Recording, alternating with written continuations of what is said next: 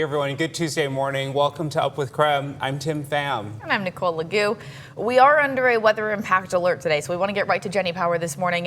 Jenny, what are we under this alert for? Well, it's a couple of days here of critical fire weather danger. So, Tim, Nicole, we are no stranger to this, unfortunately, here in the inland Northwest. But as we move forward, an incoming dry cold front is elevating our fire weather risk. So we're going to be under this weather impact alert today and tomorrow because of the combination of dry and gusty winds, meaning new fires could start and spread rapidly. So we've actually got a few things to break down here. We've got a couple of red flag warnings. The first one today is primarily impacting central Washington for relative humidity as low as 6 to 15% and gusts near 25 miles per hour.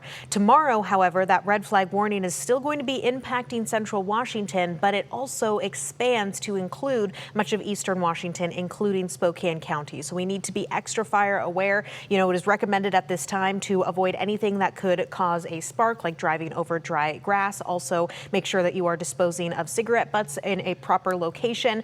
Current temperatures, if you're headed out soon, we are in the low 60s in Spokane. Plenty of sunshine, but this afternoon expected to be the hottest of the year so far. A look at that in my extended forecast in a few minutes. Well, with hot and breezy conditions in the forecast, like Jenny just mentioned, local and state fire crews are on standby this week. KREM 2's Brandon T. Jones is live in Spokane this morning. And Brandon, you've been talking with fire officials. What are they saying?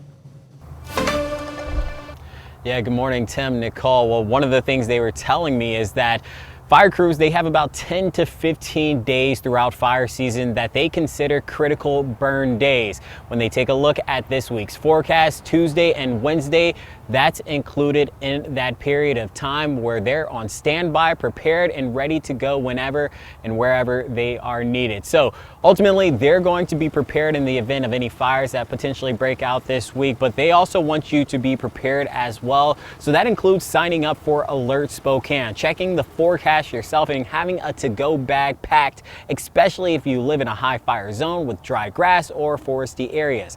In that to-go bag include needs like medicine and clothes for several days, because depending on evacuation orders that go out, you could potentially be away from your home for an extended period of time. Again, I spoke with both the DNR and Spokane Fire about red flag warnings and the current conditions. What that means is the fuels are dry enough and the wind will be moving fast enough that just about any spark could trigger a wildland fire. And so the most important thing that folks can do ahead of this weather pattern is exercise as much caution as possible. Be cognizant of what those burn bans are in your area, especially in Spokane County. There is a burn ban in effect right now. For us, fire on the ground this time of year, and we've already seen it. We've had some early fires. District 9 had the one that burned 14 homes, killed the one lady. Fire on the ground in this country is dangerous.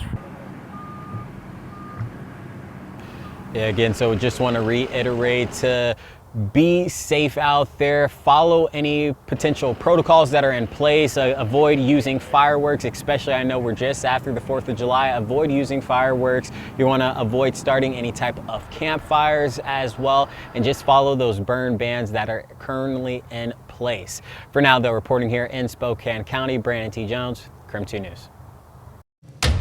This morning, the Chelan Hills fire continues to burn. Now we're learning one person has died, marking the second wildfire death in Washington state this year. Authorities have not said who the person was yet, but we do know they were trying to get away from the fire in a car and smoke overtook them. The Chelan Hills fire exploded over the holiday weekend to more than 10,000 acres. It has destroyed at least a dozen homes and more than 100 structures. One person who lives in the area said they're fortunate to have even made it out. We lost everything, our house, we pretty much left with the clothes on our back. 60, 70 mile an hour winds came up and the wind shifted, and next thing we know, it's at our back door. And we were literally leaving the property as it was right at the back of our house. And more than 400 people had to evacuate over the weekend. Investigators are still working to figure out what sparked the fire, and they say it will be several days before they know just how much it has destroyed.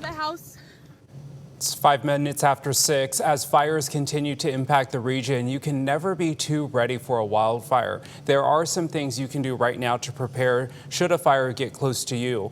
And one thing to grab in case you have to evacuate is a go bag. This can be a duffel or a tote.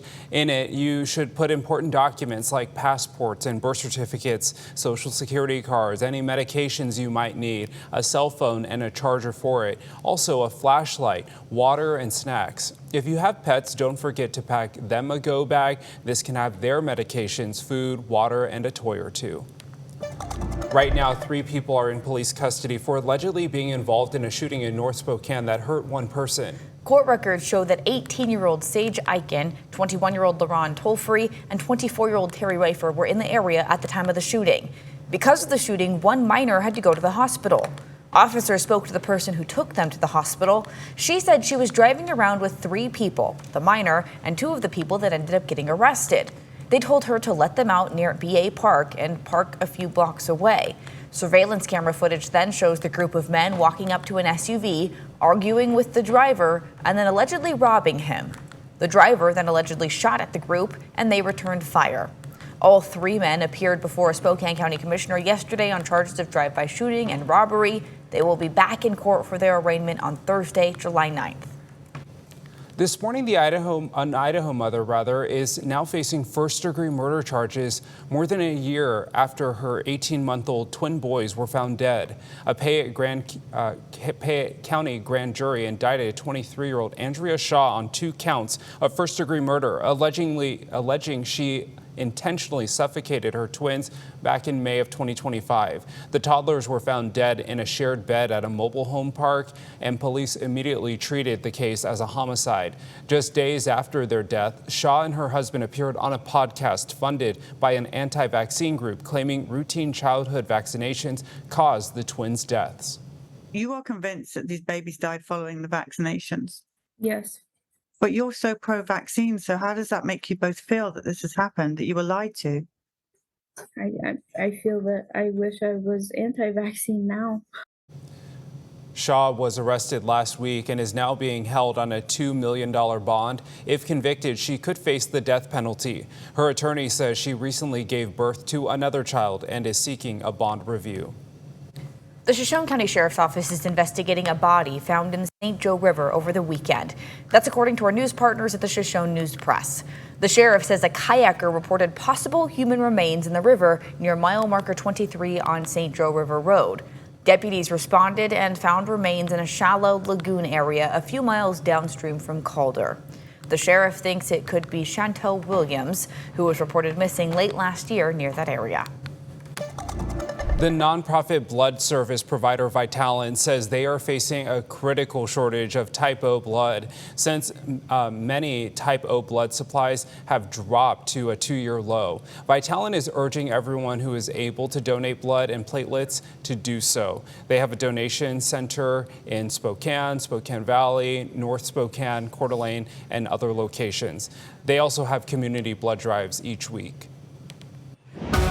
And today we are under a weather impact alert as much of the region is going to be faced with critical fire weather danger. But what's also happening this afternoon is we are faced with some of the hottest temperatures of the year so far. Spokane has the potential of hitting 90 degrees for the first time. These temperatures are about 10 degrees above our average. So we're looking at some low 90s for Spokane and Coeur d'Alene, but a high of 102 for Richland, 99 for Walla Walla, in the upper 90s as well for Moses Lake and out in Yakima, upper 80s across areas of the North Idaho Panhandle. So be aware of these hot temperatures this afternoon, folks. Not only that, but elevated fire danger is impacting the region today as well as tomorrow as we prepare in general for an extended stretch of dry conditions. Let's also get you out the door with a look at your traffic impact this morning. I want to start by taking you out into Spokane Valley, a live look at I-90 and Sullivan. Road conditions are dry, the sun is shining, and at this time, things are moving smoothly. As we continue to take a look across the rest of the morning commute, we've been seeing some very similar conditions. So I-90 in Havana along that curve actually in good shape. This is typically one of those trouble spots, but things are moving smoothly.